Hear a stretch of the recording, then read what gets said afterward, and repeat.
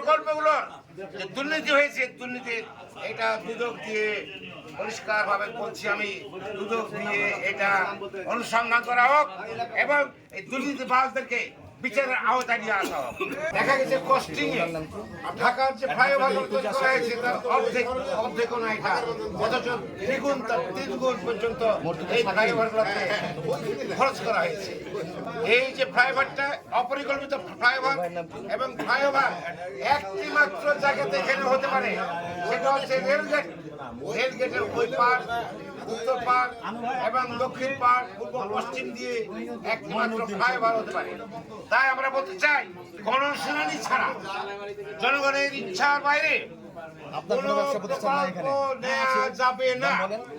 City কর্পোরেশনকে আমরা হুঁশিয়ার করে দিতে চাই, আপনারা অসৎ উদ্দেশ্যে টাকা মালিকানির জন্য পরিষ্কার ভাষায় বলতে যাচ্ছি, যে প্রকল্পটা নেওয়া হয়েছিল ইতিপূর্বে হাসিনা আমলের মেয়র সাহেব যেসব প্রকল্প নিয়েছেন, এই ফ্লাইওভার কোন অবস্থাতেই এই স্থানীয় জনগণের, স্থানীয় ব্যবসায়ীদের সাথে গণশুনানি ছাড়া করা যাবে না, যাবে না, যাবে না।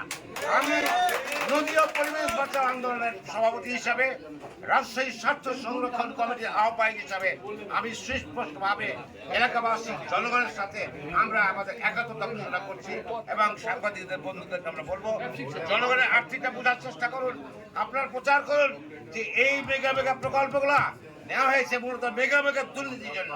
এই দুর্নীতিবাজদেরকে এই প্রকল্প অবশ্যই বন্ধ করতে হবে, বন্ধ করতে হবে, এর কোনো বিকল্প নাই। যদি বন্ধ না করেন, মানববন্ধন শুধু নয়, ঘেরাও করা হবে সিটি কর্পোরেশনকে এবং এই ঘেরাওয়ের মধ্যে দিয়ে বাধ্য করা হবে এটা বন্ধ করতে। প্রয়োজন বোধে নিবাকের সহ এই অঞ্চলের ব্যবসায়ীরা হরতাল পর্যন্ত, ধর্মঘট পর্যন্ত যাবে। এই কর্মসূচি আগামী দিনে নেবে। এই বক্তব্য রেখে আমি সাংবাদিকদের বন্ধুদেরকে আমি বলবো, আপনাদের স্বনামধন্য মিডিয়া সমূহে প্রিন্টিং এবং আরেকটা কি ইলেকট্রনিক্স মিডিয়ার মাধ্যমে আপনারা আপনাদের প্রচার করে এদেশের জনগণকে, বিশেষ করে রাজশাহীবাসীকে এবং সরকারকে অবহিত করুন।